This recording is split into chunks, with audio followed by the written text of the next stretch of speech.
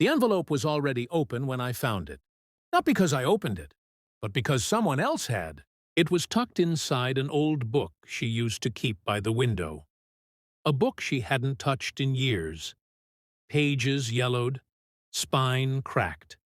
The kind of object you don't check unless something pulls you toward it. Something did. The letter inside wasn't recent. The ink had softened with time. The paper smelled faintly of dust and regret. My love, it began. 2 words, clean, intimate, efficient, not addressed to me. My chest didn't tighten. That came later. In that moment, I just stood there, holding proof that my life had been edited without my consent. A second letter slipped out behind the first. Then a third, carefully folded, carefully hidden, carefully preserved. Love letters to her AP. Not drafts, not confessions, not fantasies. Evidence. My phone buzzed in my pocket. Her name on the screen. 7 months divorced. 7 months of silence except for logistics and legalities. I didn't answer. I stared at the handwriting instead. Every curve of every letter felt deliberate. Like she'd taken her time with these words. More time than she ever took with me. And that's when I noticed the date. These weren't written near the end of our marriage. They were written near the beginning. I didn't confront her when I found the letters. I didn't raise my voice. I didn't slam anything. That isn't how control works. That's how you lose it. I copied them instead. Photographed every page, every line, every signature she'd ended with. The same way. Yours always. A lie repeated enough times becomes a ritual. I filed for divorce 2 weeks later. No accusations, no drama. Just distance, quiet paperwork, and the calm behavior of a man who looks like he's accepted something. She didn't fight it. That hurt more than if she had. She looked relieved. That was the part that stayed with me. Not guilt, not sorrow. Relief. As if I'd released her from something she'd been too cowardly to end herself. I told myself the story was over. That betrayal was the entire truth. That I'd seen everything there was to see. That was my mistake. Because truth doesn't always arrive all at once. Sometimes it waits. 7 months passed. 7 months of surgical silence. No late-night thoughts. No emotional spirals. Just routine. Work. Gym. Sleep. Control. Then her sister called me. We had never been close. She didn't like me. I didn't need her to. Her voice sounded fractured. "You should come by," she said. "There are things you should see."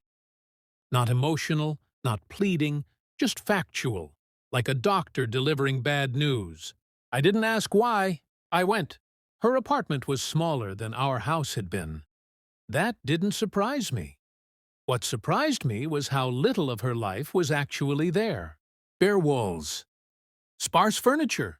No warmth. Her sister handed me a cardboard box. "She asked me to give this to you if anything ever happened to her," she said. Anything happened? She disappeared. No theatrics, just that word. Disappeared.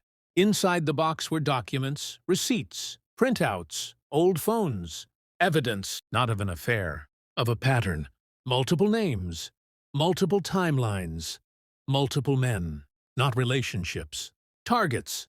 Each one had left behind something when she was done with them.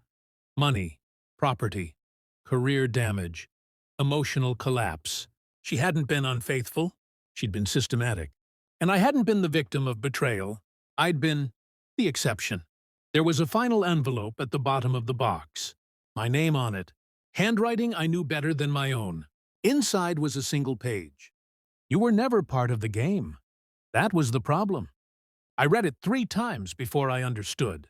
She hadn't cheated because she didn't care. She'd cheated because she did.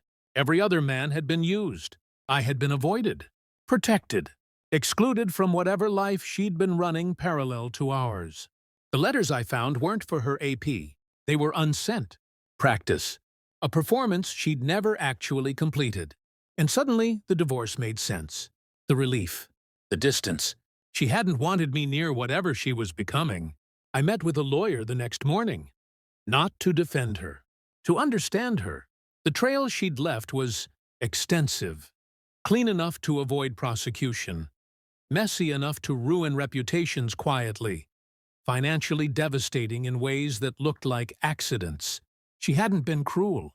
She'd been precise. And then I did the only thing that made sense. I compiled everything, not for the police, for the people who'd been hurt, anonymously.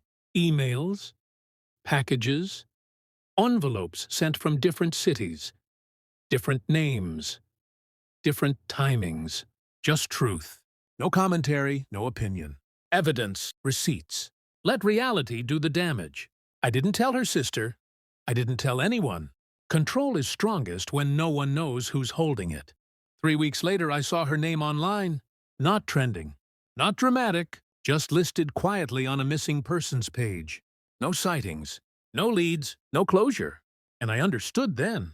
She hadn't disappeared. She'd exited. I sometimes wonder if she knew I'd find the box. If the timing was intentional, if the letters were meant to be found, if the divorce was a way to push me out of her path before it got darker. But I don't chase those thoughts. They're indulgent. I don't need to know why. I only need to know what is. The truth didn't destroy me. It clarified me. I wasn't abandoned. I was spared. I wasn't deceived.